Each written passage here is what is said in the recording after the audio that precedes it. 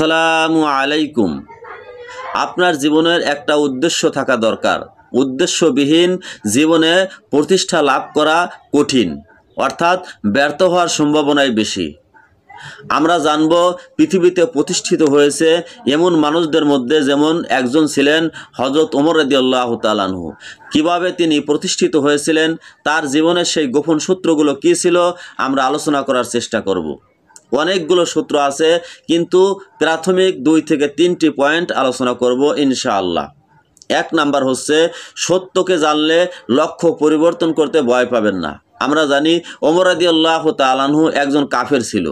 তিনি রাসূল করিম সাল্লাল্লাহু আলাইহি ওয়াসাল্লামকে হত্যার উদ্দেশ্যে তরবারি নিয়ে বের হয়ে গেছে।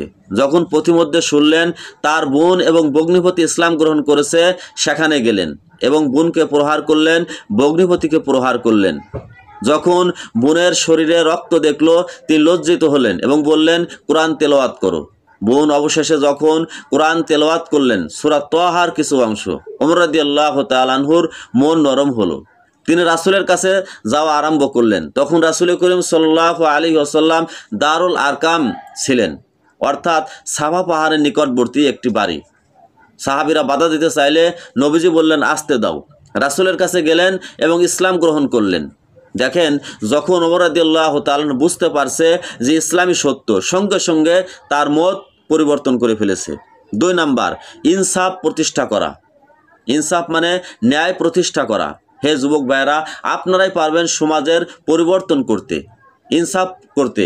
ওমর রাদিয়াল্লাহু তাআলা আনহু নিজের সন্তান আবু শাহামা মদ পান করেছিল, তার প্রতিও ইনসাফ প্রতিষ্ঠা করেছেন, অর্থাৎ ন্যায় বিচার করেছেন।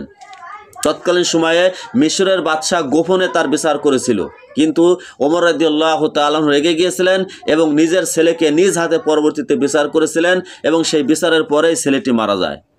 তারপরেও তিনি ন্যায় বিচার করেছেন। 3 নম্বরে, নিজের কাজ বা সময়ের হিসাব নেবেন।